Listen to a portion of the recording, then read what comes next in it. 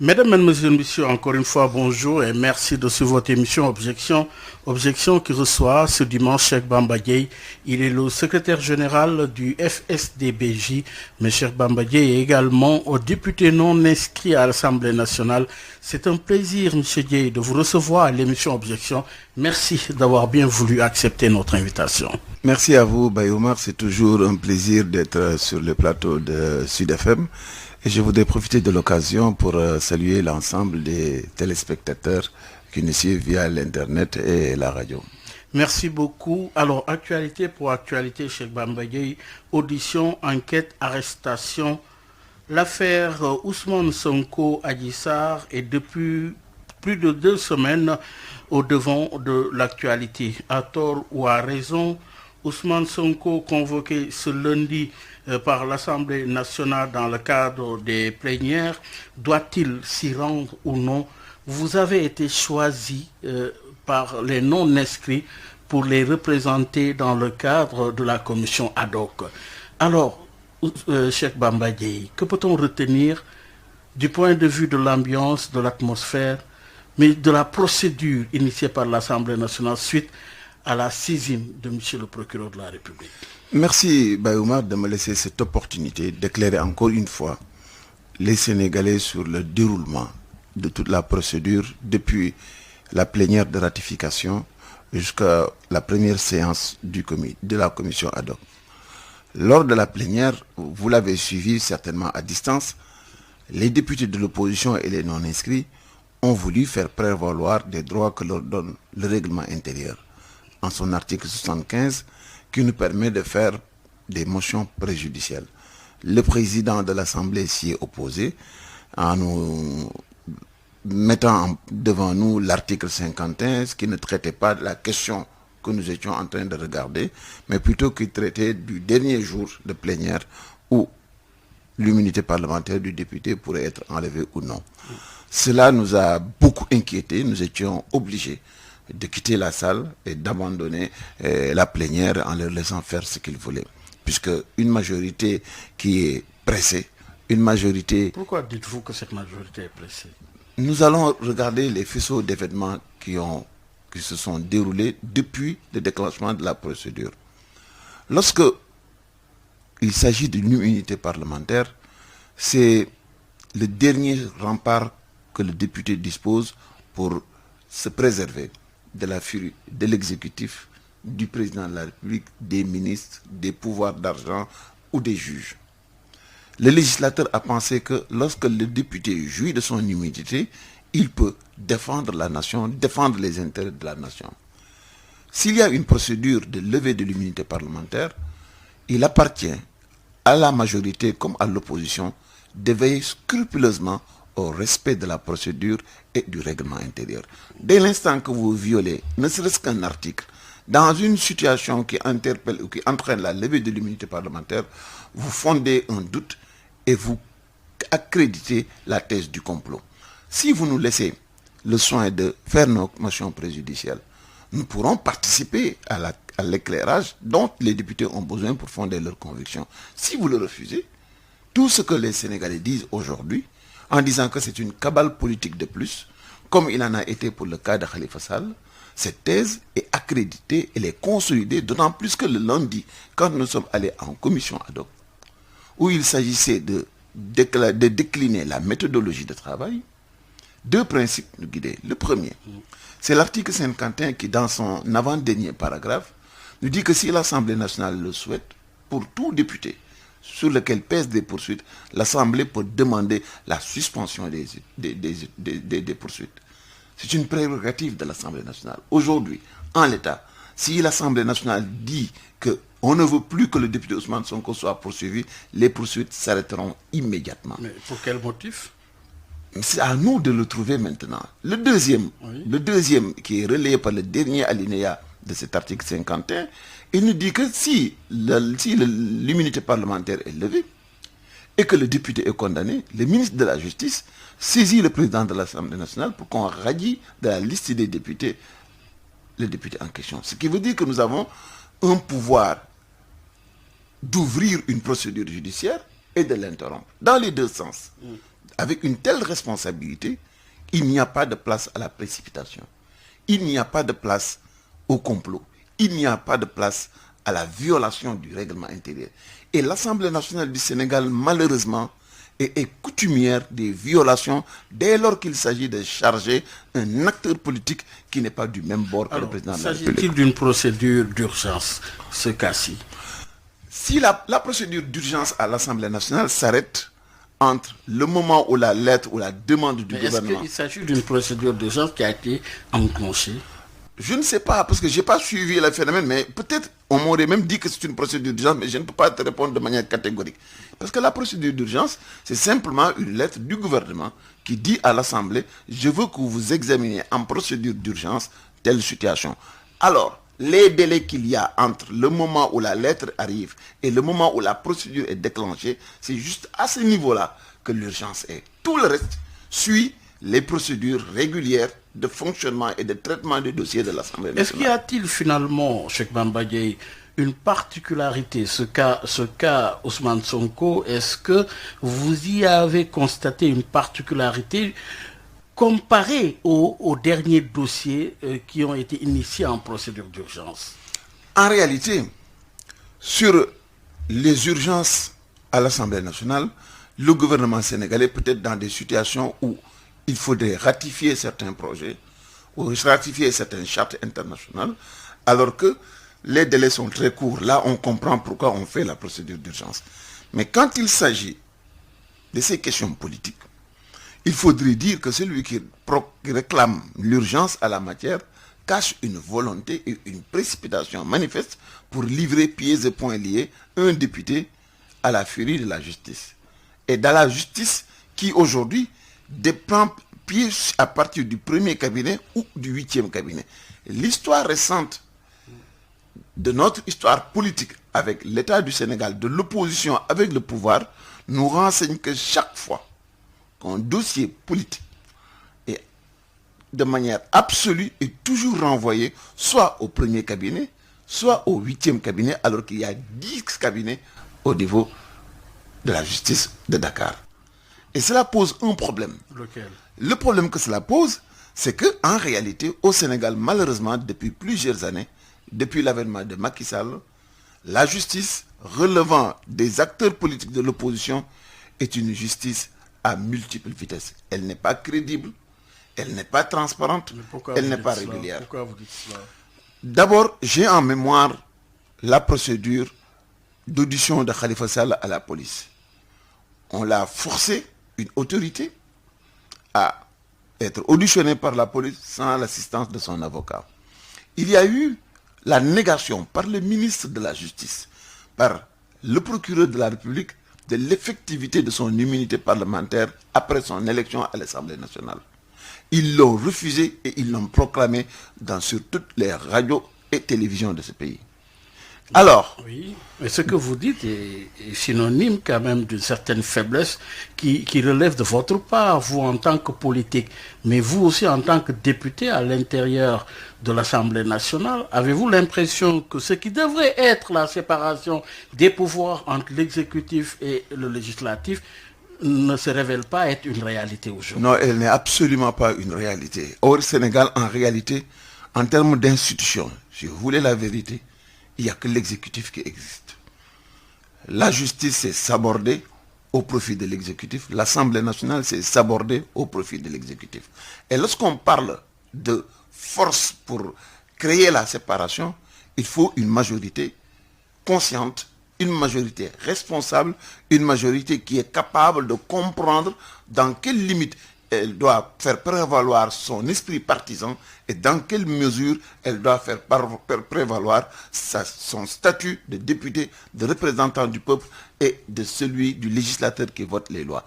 Malheureusement, ce qui s'est passé, toutes les violations de la loi fondamentale, du règlement intérieur, ont été permis parce que la majorité à l'Assemblée nationale l'a voulu ainsi sur injonction du gouvernement du président de la République. Vous avez parlé de violation. Violation par qui et à quelle fin? Parce que dans l'esprit du constituant sénégalais, cette séparation des pouvoirs devrait être observée par qui de droit. Alors, violation par qui et à quelle fin? Violation par les députés, violation par la majorité parlementaire et violation par l'exécutif et le premier dans l'exécutif. Regardons ce qui se passe dans l'affaire Ousmane Sonko. On nous dit qu'un honorable député fait l'objet d'une plainte. L'homme en question, sur les 5 dernières années, est parti de rien et a constitué une masse de citoyens autour de lui, au point que lors des dernières élections, plus de 700 000 électeurs lui ont accordé leur confiance. Cela voudrait dire, comme nous sommes dans un pays jeune, et que la majorité des jeunes sont de son côté, vous pouvez être sûr que plus de la moitié des Sénégalais ont un sentiment extrêmement positif à l'endroit de ce monsieur. S'il y a une plainte de cet ordre-là, sans dire ou sans oser dire qu'il faut un traitement pour que parce qu'il est ceci ou cela, qu'il puisse échapper à la justice, ce n'est pas le cas. Mais nous disons que pour une telle personnalité, quand une accusation pèse sur sa personne, nous devons, au nom de la présomption d'innocence, au nom du respect des règles que nous nous sommes librement données et qui administrent l'Assemblée nationale, nous devons être extrêmement rigoureux, prudents, et nous devons y aller parce que l'autre disait, c'est parce que je suis pressé que je marche doucement. Mais ce qui s'est passé, Baye Oumar, toute cette précipitation accrédite non seulement la thèse du complot, mais lorsqu'on l'amène et qu'on les oppose avec les actes qui se sont passés dans un passé récent, nous comprenons et nous voyons qu'il s'agit ni plus ni moins de la même stratégie qui a liquidé Karim Wade. Cette stratégie a liquidé Khalifa Ababacar Sall, et c'est cette même stratégie qui aujourd'hui est en cours pour une liquidation programmée de Ousmane Sonko. Et c'est la raison pour laquelle on comprend ainsi pourquoi l'Assemblée nationale en plénière et l'Assemblée nationale à travers la commission ad hoc est dans une précipitation absolue. Ce qu'on a dit dès le premier jour, c'est que si nous voulons véritablement, comme l'article 51 le dit, auditionner Ousmane Sonko, mais nous sommes une commission souveraine. Nous ne sommes pas la justice, c'est vrai. Mais nous devons fonder notre intime conviction. Parce que pourquoi au nom de quoi devons-nous nous accrocher sur les dires d'un procureur ou sur les dires d'un juge d'instruction, alors que pour un de nos collègues, il n'y a pas très longtemps, ces mêmes juges ou ce même procureur nous a raconté toute chose sauf la vérité. Ah oui? Parce que lorsque le procureur disait à l'époque que Khalifa Sall n'avait pas droit à l'immunité parlementaire, c'était faux. Lorsque le ministre de la Justice disait que Khalifa Sall n'avait pas droit à l'immunité parlementaire, c'était faux. Et ce sont ces mêmes messieurs qui ont liquidé un de nos collègues, qui aujourd'hui reviennent par la même porte avec les mêmes méthodes, nous demander de lever l'immunité parlementaire de Ousmane Sonko. Si nous sommes un tant soit peu raisonnables, si nous sommes un tant soit peu soucieux de la solidarité que nous devons les uns et les autres, je ne dis pas qu'il faut rejeter ce que le juge ou le ministre dit, mais le minimum que nous devrons faire, c'est d'examiner froidement cela. Oui. Et ne pas nous reposer sur leurs déclarations. Oui. D'autant plus que nous avons la liberté de convoquer qui nous voulons, d'entendre qui nous voulons, de confronter nous-mêmes qui nous voulons et de fonder notre intime conviction pour savoir si oui ou non nous devons enlever l'immunité parlementaire de notre député. Cheikh Bamba Dièye, l'objectif, c'est l'éclatement de la vérité. Mais absolument. Cela devrait passer par vous, en tant que député, du point de vue de la procédure. Est-ce qu'avec cette démarche, est-ce qu'il est possible justement de faire éclater la vérité si l'on s'en tenait justement à l'Assemblée nationale déjà? Non, absolument pas. Nous n'aurons aucune possibilité pour faire éclater la vérité. C'est pourquoi... Est-ce que le problème, c'est pas vous?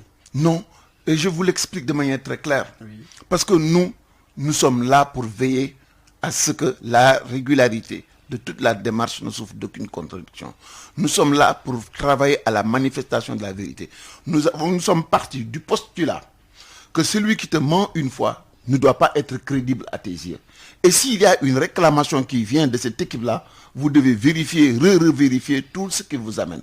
Nous avons réclamé à la commission ad hoc la possibilité d'auditionner des experts qui puissent nous exprimer en quoi telle ou telle chose puisse se faire. C'est quoi le viol, c'est quoi le prélèvement d'ADN, c'est quoi ceci, c'est quoi cela, pour que nous puissions comprendre à travers les PV qui nous ont été apportés, à travers les documents qu'on nous a donnés, si oui ou non, ce qu'on nous dit est plausible ou pas. Parce que s'il s'agit de l'avenir d'un homme politique qui s'est beaucoup battu et qui a eu énormément d'ennemis, qui peut me dire ou dénombrer le nombre de ministres qui en veulent à Ousmane Sonko. Qui peut me dénommer, qui peut me dire que le président de la République ne voit pas à Ousmane Sonko son adversaire le plus irréductible?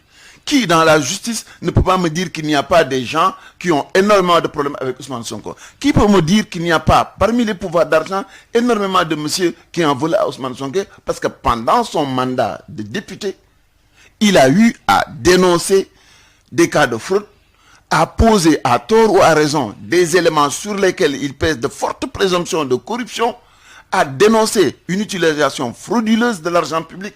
Tous ces éléments-là font du député une cible favorite. Un tel monsieur, s'il y a des accusations, d'où que cela puisse provenir, nous devons être regardants et être vigilants. C'est le minimum que nous devons les uns les autres. Oui, vous incarnez la vigilance. Vous voulez être regardant pour qu'éclate la vérité, mais il y a une finalité, il y a un objectif, c'est qu'on doit connaître ce qui s'est réellement passé.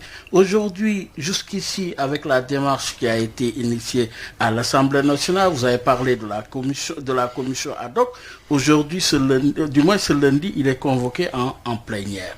Quand est-ce que vous l'avez vu? On est dimanche aujourd'hui pour la dernière fois. J'ai eu à rencontrer Ousmane Sonko ce matin. Ce matin, ça veut dire samedi matin. Samedi matin, absolument. Oui.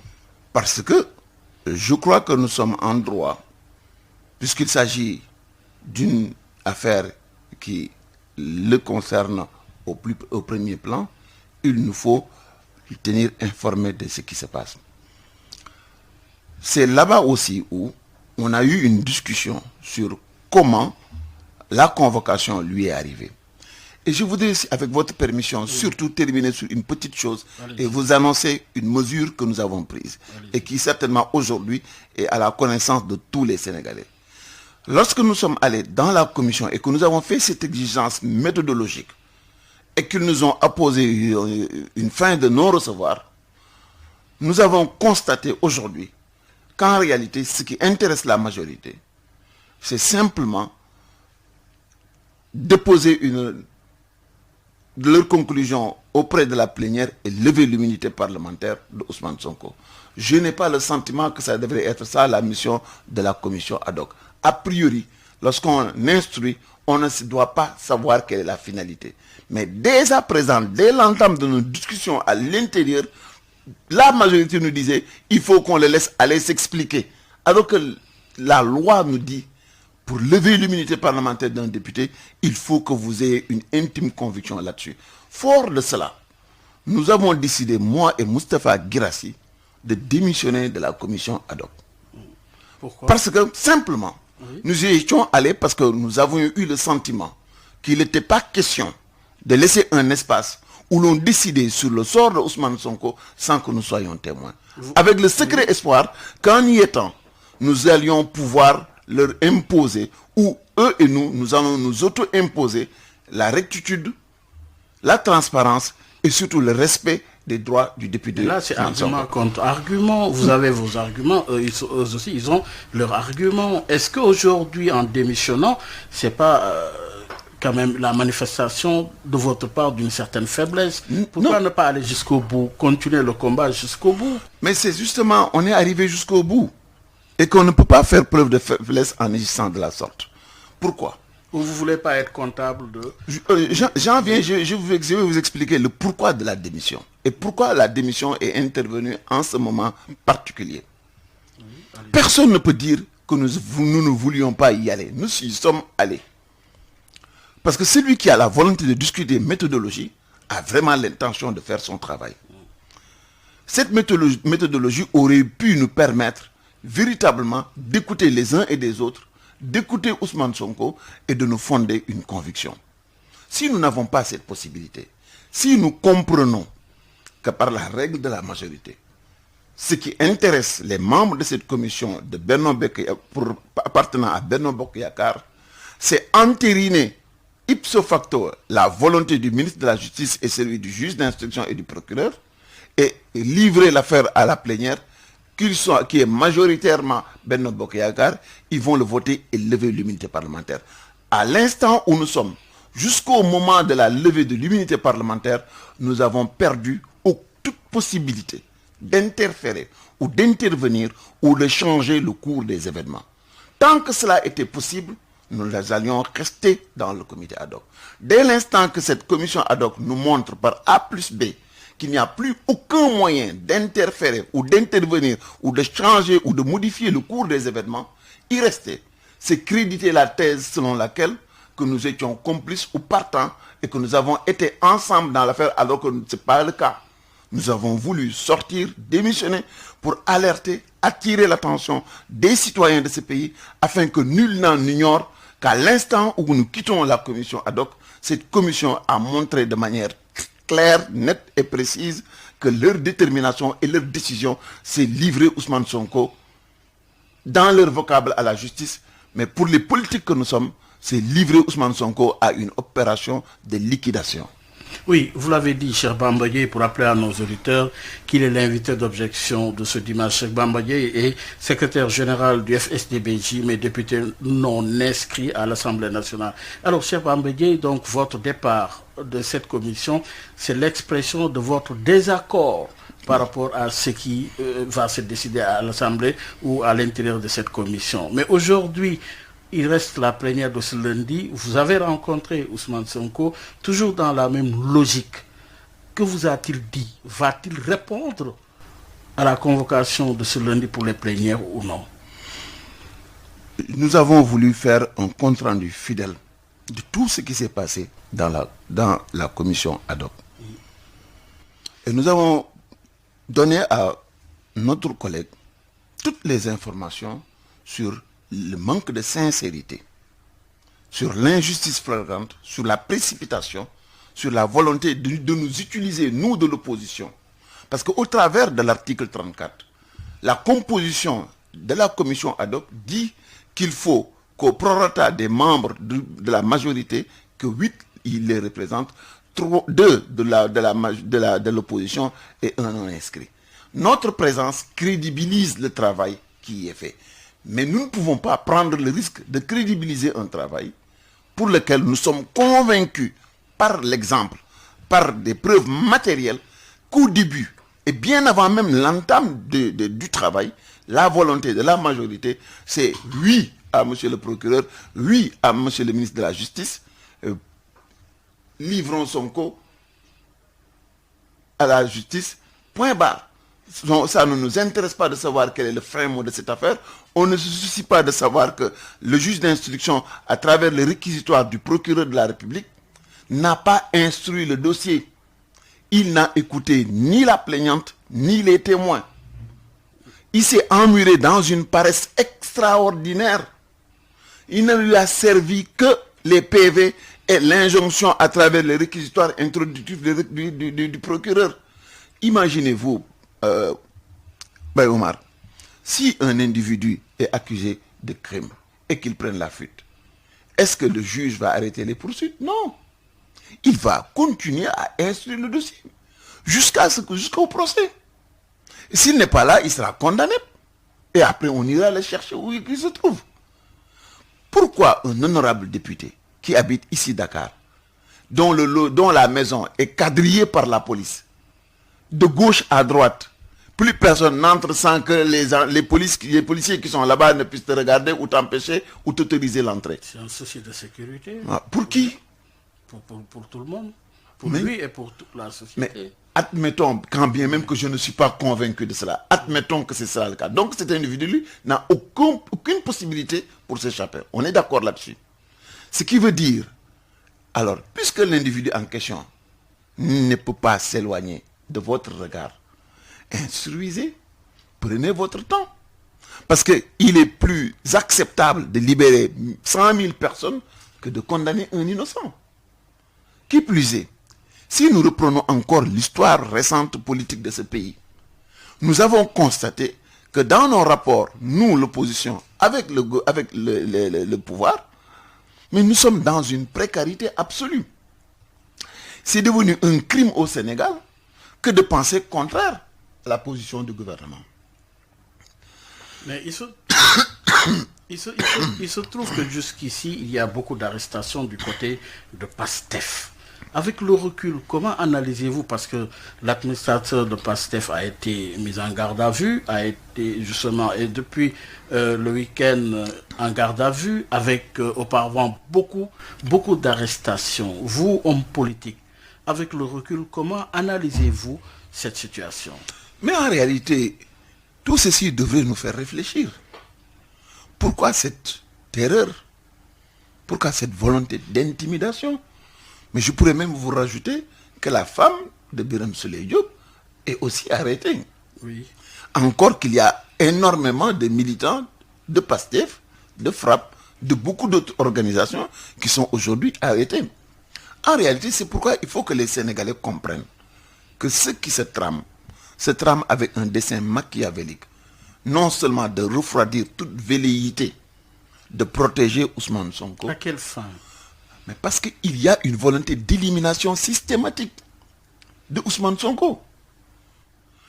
Les mêmes règles qui ont prévalu du temps de Khalifa Ababacar Sall, même si les reproches ne sont pas les mêmes, mais la finalité et l'objet est le même.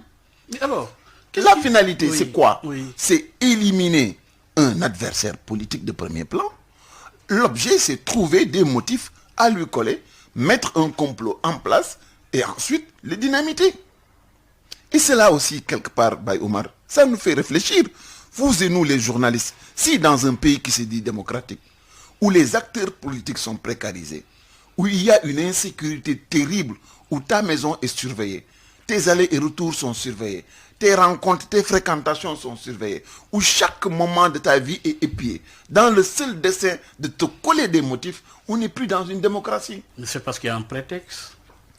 Mais si le prétexte il est établi, il y a une plainte contre Ousmane Sonko. Ils sont justiciables. C'est quand même une citoyenne sénégalaise qui a porté plainte contre un citoyen. Alors la justice étant là pour tout le monde, pour qu'éclate la vérité, il faut instruire et suivre jusqu'à la fin. Est-ce que de ce point de vue, il y a un mal dans cette procédure? Il y a un mal parce que dans cette procédure, quand on instruit à charge et à décharge. Oui. A priori, nous sommes tous des Sénégalais et nous aspirons à voir notre pays devenir une véritable démocratie et un état de droit. Cela voudrait dire qu'aucun acteur politique, quelle que soit sa puissance et sa position, ne peut se passer ou surpasser les lois de la République. Nous devrons tous être égaux devant la loi. Et de ce point de vue-là, je suis totalement en accord sur le fait que les droits d'une Sénégalaise qui s'est sentie violée, violentée, puissent être gérés conformément aux règles de droit que nous nous sommes librement données. Et de la même façon que j'admets et que je comprends que la plaignante puisse déposer plainte et que la justice pour ouvrir ce dossier et enquêter et instruire cela, de la même manière, j'estime que celui qui est accusé et pour lequel personne ne peut aujourd'hui dire qu'il est coupable, puisque la présomption d'innocence doit prévaloir, nous disons simplement, bon Dieu de bon sang, pour tout ce qu'il représente, mais donnons-lui la chance de se défendre. Donner à quelqu'un la chance de se défendre, c'est le mettre en situation et de suivre des procédures régulières. Donner la chance à quelqu'un de se défendre, c'est respecter la loi. Donner la chance à quelqu'un de se défendre, ce n'est pas lui mettre de la terreur sur sa tête, ce n'est pas arrêter ses partisans, ce n'est pas faire de l'intimidation, ce n'est pas anticiper sur des phénomènes qui n'existent que dans la tête de celui qui a une peur morbide de ce qui pourra subvenir. Et on n'est plus en démocratie, on n'est plus dans le droit. On est simplement dans un État qui utilise la République, utilise les lois de la République, utilise la force de l'État pour brimer les acteurs politiques qui sont de l'opposition. Je rappellerai simplement ce que Montesquieu disait. La pire des tyrannies est celle qu'on exerce à l'ombre des lois et sous le parapluie de la justice. Mais justement, par rapport à ce contexte, par rapport justement à PASTEF, qui est un parti d'opposition, comment analysez-vous la posture incarnée par ce parti? Oui, il y a eu des auditions, des arrestations, mais au moins les entités de ce parti, je parle du mouvement des femmes qui a tenu l'Assemblée générale, une conférence de presse, auparavant il y a eu les étudiants, et justement ce parti résistant bien que mal et exprime sa colère au jour le jour. Comment analysez-vous justement Oui, l'attitude et la posture incarnée par Pastef et son leader Justice. Vous savez, le Sénégal a une histoire politique tumultueuse. Vous êtes un journaliste de renom et certainement vous vous souvenez qu'il y a eu quelques années dans ce pays, Maître Abdoulaye Wade a été accusé de meurtre.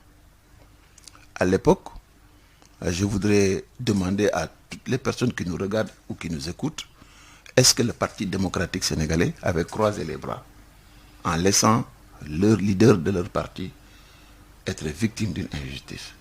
Le PDS s'était mobilisé, ses militants s'étaient mobilisés, ses responsables s'étaient mobilisés et ils avaient, à la mesure de la capacité qu'ils avaient à leur disposition, fait tout ce qu'il fallait pour qu'on ne puisse pas porter atteinte à l'honorabilité, aux libertés et à la capacité de participer au développement de ce pays de leurs leaders.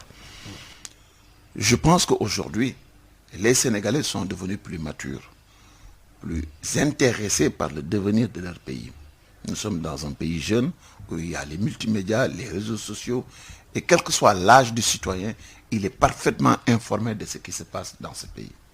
Dans une telle situation, et face à une telle injustice, moi personnellement, je peux parfaitement comprendre, et il est légitime que quelqu'un qui se sent floué, qui se sent acculé, qui se sent accusé, et sur lequel pèsent de fortes présomptions de complot dont il est la victime, je pense que cette personne ou ces personnes sont en droit de trouver tous les moyens que la loi offre à tout citoyen, conformément à la constitution de ce pays, de se défendre et de défendre leurs intérêts et de défendre leur survie. Parce que Pastef ne s'est pas fait en un jour, il s'est fait avec la force et la volonté et le travail de ces milliers Mais alors, de militants. avec ces arrestations, ce que cela ne puisse émouvoir personne, des arrestations à gauche, à droite, il suffit qu'ils se rendent auprès de leurs camarades pour s'enquérir de leur situation, vous apprenez qu'ils sont arrêtés. Vous, en tant que force politique, quand vous apprenez justement des informations de cette nature, ça vous renseigne quoi finalement? Deux choses. La première, c'est une adresse aux leaders de l'opposition et aux leaders politiques. Je voudrais les rappeler que les mêmes causes qui ont coulé des opposants ou des leaders de l'opposition, qui les ont condamnés, ces mêmes causes sont encore en place et aujourd'hui ont pris Pastef et Ousmane Sonko comme cible. Nous aurions tort de croire que Macky Sall est en train de faire le travail pour nous, pour que demain nous puissions remplacer Ousmane Sonko. Nous aurions tort de croire que la disparition de Pastef ou de Ousmane Sonko deviendra un boulevard pour nous. Ce qui mettra à terre Ousmane Sonko et le Pastef ne laissera personne debout. Et quelle est la véritable nature à observer? La véritable nature à observer, comme du parti, il nous faut, oui, particulièrement au sein de l'opposition, nous dans regrouper dans l'intérêt de la démocratie, de la nation et dans l'intérêt du Sénégal. Il nous faut nous regrouper le plus rapidement possible et il n'est pas acceptable que quelqu'un reste chez lui comme s'il n'était pas concerné. Regrouper avec quel modus?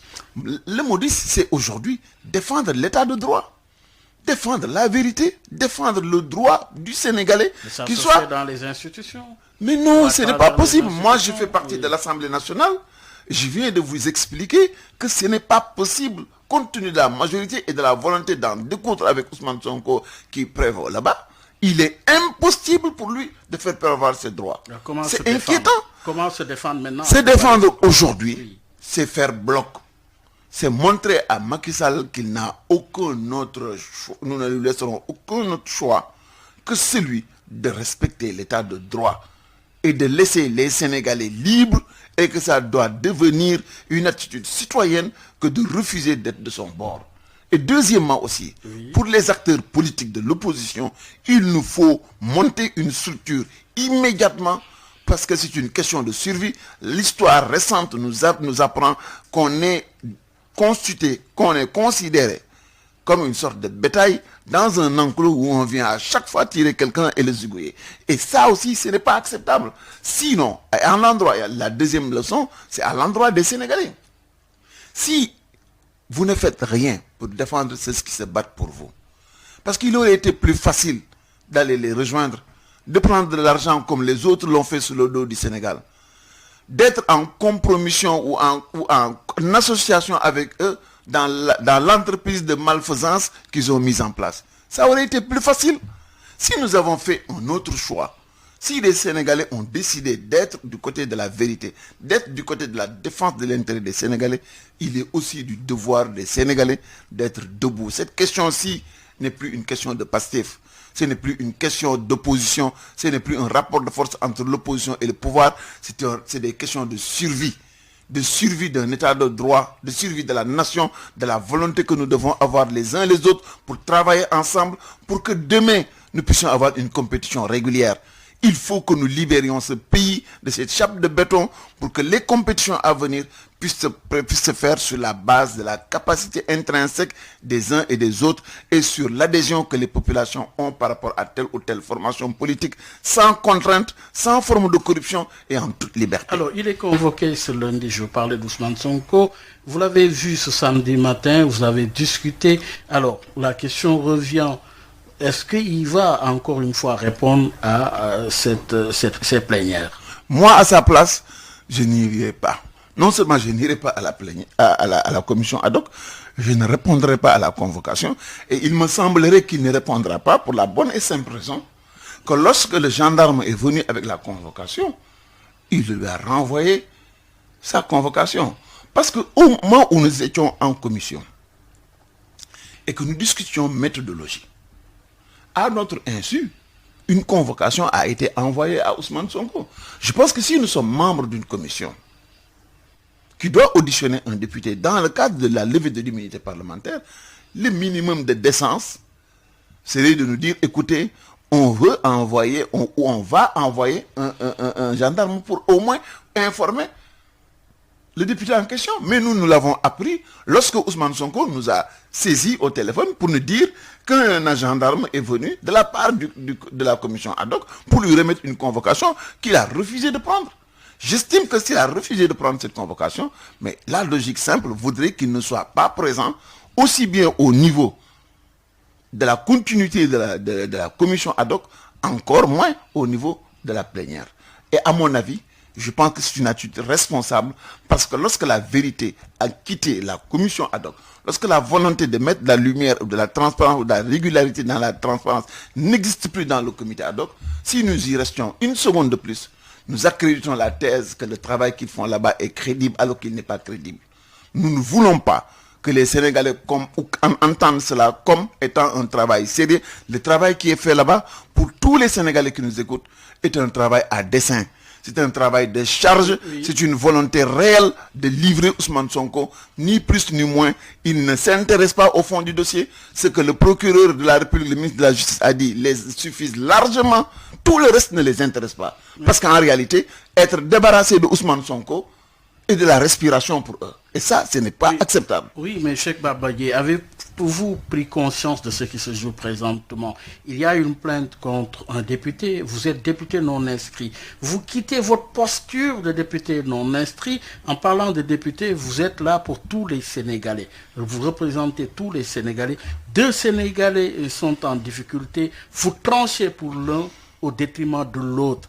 Avez-vous pris conscience de ce qui se joue en rapport avec votre mission de défendre quand je dis tous les Sénégalais, c'était aux US? Merci pour la question. Elle est extrêmement importante. Et je te remercie du fond du cœur parce que ça me permet d'apporter une très grande précision à ce niveau-là.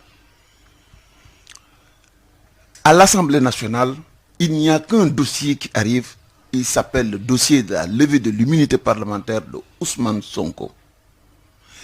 Adji Sarr n'est pas députée. Elle n'a pas une immunité sur laquelle l'Assemblée nationale devra se pencher. Tout ce que j'ai dit ici depuis le début ne concerne que la régularité de la démarche de la levée de l'immunité parlementaire de Ousmane Sonko. Bien évidemment, nous sommes des députés du peuple et au-delà même d'être des députés, nous sommes des citoyens de ce pays et dans nos maisons, nous avons nos filles, nos femmes, nos sœurs et nos mères, comme tous les Sénégalais. Et par conséquent, nous ne pouvons, en tant que citoyens et en tant que responsables, cautionner aucune forme de violence, de viol ou d'agression, même pas sur un homme, a fortiori sur une dame Qui plus est, si c'est une dame qui est sans défense. Cela est inacceptable dans notre démocratie.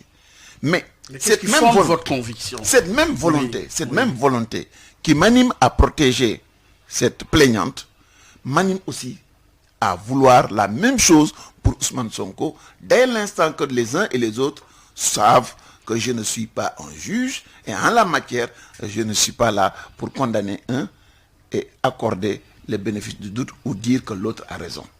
Ce qui m'interpelle et m'inquiète aujourd'hui, je vois une affaire civile, une affaire de mœurs,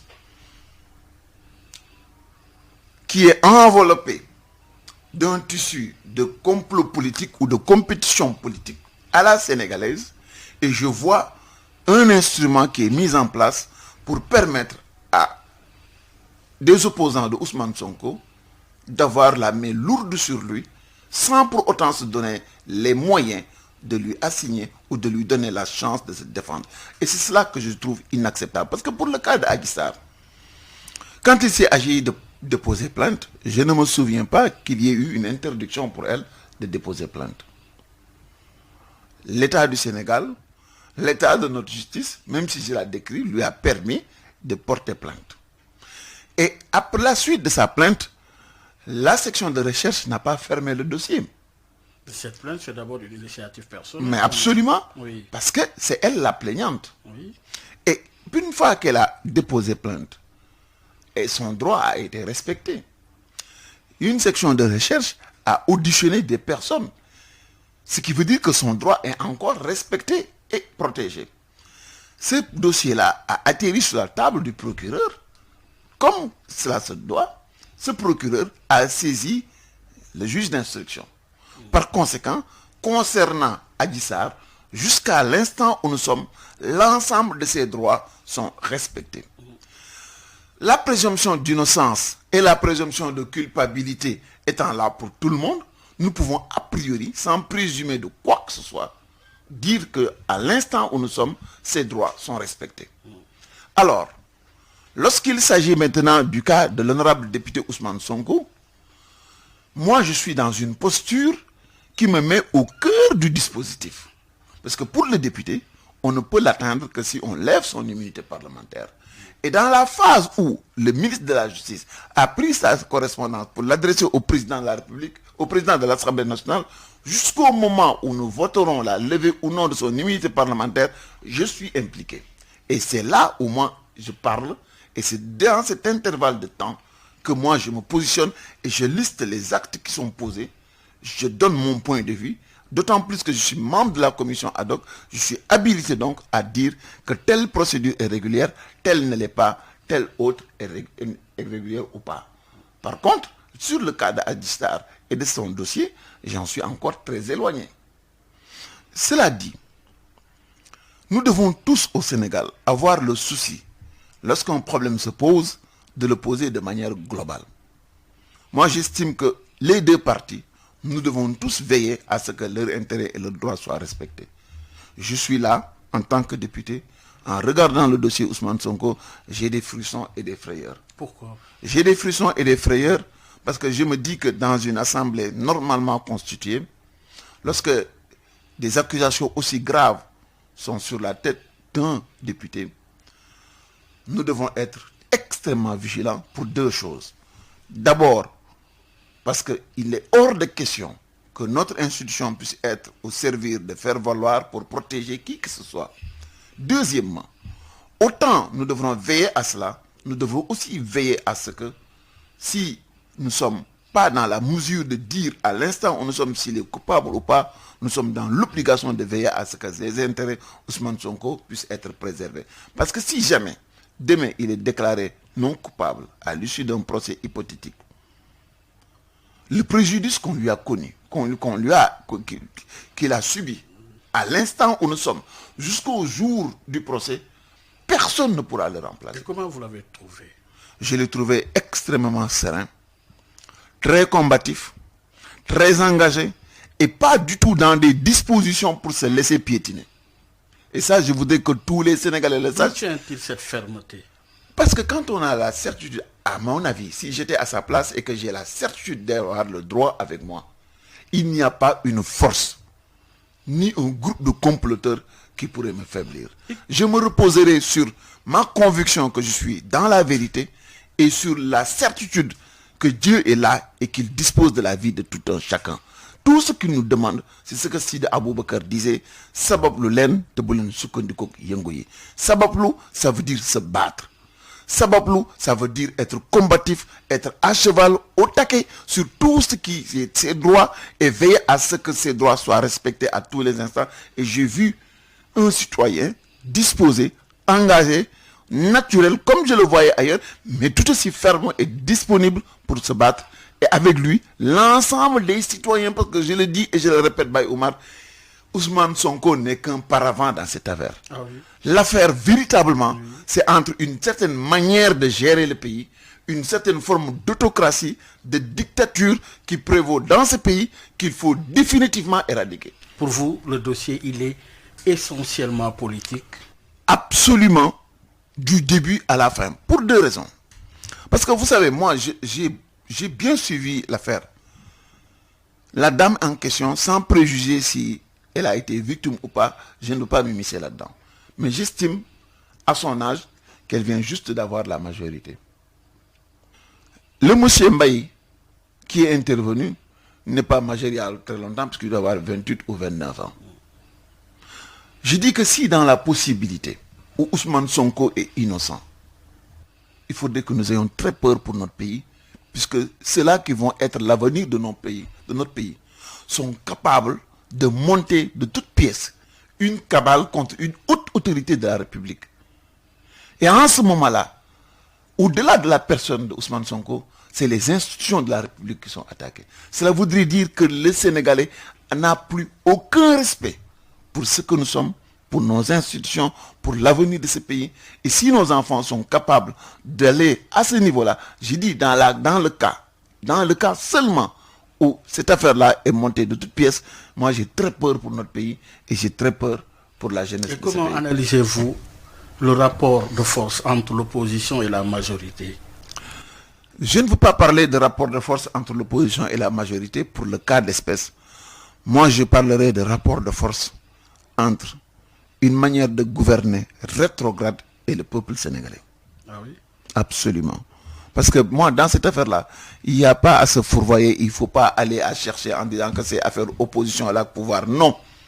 Il s'agit des questions de dignité, de droit du citoyen à avoir des options et une vision qui lui est propre, qu'on ne lui dicte pas. L'option, c'est de se battre. L'option, c'est de résister. L'option, c'est de refuser un dictat. L'option, c'est de ne plus accepter pour des questions de survie. Parce que moi, je me mets à la place de Ousmane Sonko, comme je me suis mis à la place de Khalifa Ababacar Sall. Comme je me suis mis à la place, il y a longtemps, de Macky Sall, quand il a été attaqué par le maître Abdoulaye Wade à l'Assemblée nationale. Chaque fois que des personnes qui comptent pour le pays sont attaquées, je me sens visé. Et je ne suis pas de ceux-là qui croisent les bras et qui restent à regarder les choses se faire.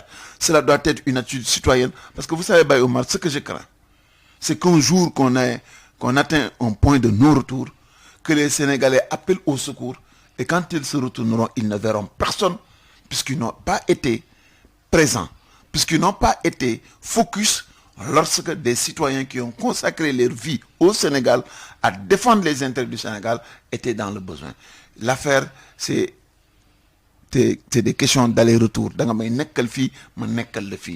Il faut crédibiliser l'homme politique. Et la meilleure manière de crédibiliser l'homme politique, c'est d'être aux côtés de ceux qui sont aux côtés du peuple et qui se battent pour que la vérité, la défense des intérêts de la République prime sur les appétits politiciens, sur le complot, le vol, la corruption et le fait de mettre sous le coude des gens qui devraient être en prison. Et vous avez lancé un appel au niveau de l'opposition pour la mise en place d'une structure et au plus vite voulu assigner quelle finalité?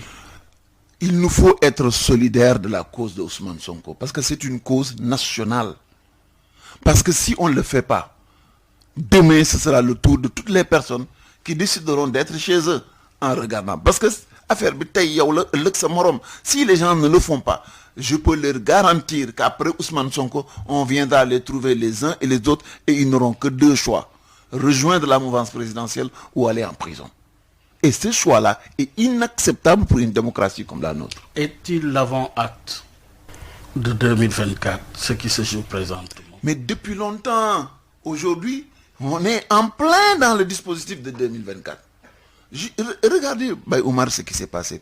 Pour aller aux dernières élections présidentielles, il leur a fallu nous mettre en place des cartes d'électeurs et des cartes d'identité dont on n'avait pas besoin. Puisque M. Abdoulaye Wade nous avait déjà pompé 25 milliards pour ce dossier-là. Deuxièmement, ils nous ont mis en place un référendum aussi calamiteux que jamais dans l'histoire politique du Sénégal nous l'avons eu. Le parrainage y est passé.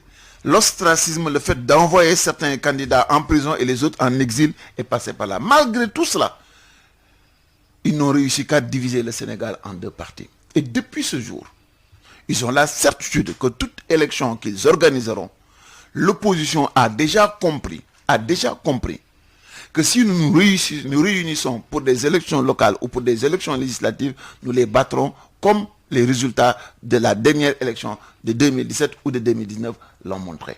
Cela dit, et ils l'ont très bien compris. C'est pourquoi, quand Idriss Seck est parti rejoindre le pouvoir, ils n'ont fait que dire les 20% d'Idriss Seck est venu s'adjuster à leurs 50 et quelques %. Ils sont en train de compter une majorité virtuelle. Quand quelqu'un s'installe dans cette dynamique-là, il n'est plus dans des dispositions d'organiser des élections. Et c'est la raison pour laquelle la date des élections locales est passée depuis très longtemps.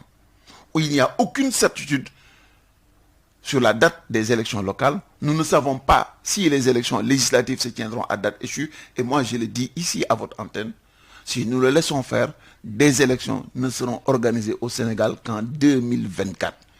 Et ce faisceau d'événements, plus la liquidation des acteurs politiques, accrédite encore la thèse du troisième mandat et pire, la thèse de pouvoir rester aussi longtemps qu'on le voudrait au sommet de l'État. Oui. Ça en est fini de la démocratie, ça en est fini du combat de 2011, ça en sera fini du combat de 2000 et ça sera fini des années de braise qui ont fondé le code électoral consensuel qui nous avait permis d'amorcer la première alternance au Sénégal. Cher Bamba Dièye, invité d'objection, secrétaire général de FSD-BJ, mais également député non inscrit à l'Assemblée nationale. Cher Bamba Dièye, oui, l'actualité, c'est aussi la campagne de vaccination contre la Covid-19.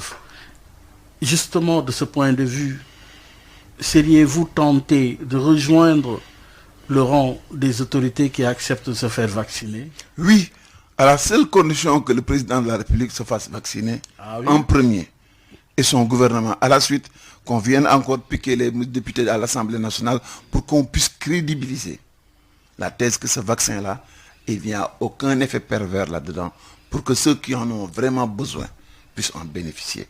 Parce que il est clair pour tout le monde, que l'État du Sénégal n'a pas les moyens de gérer la Covid-19.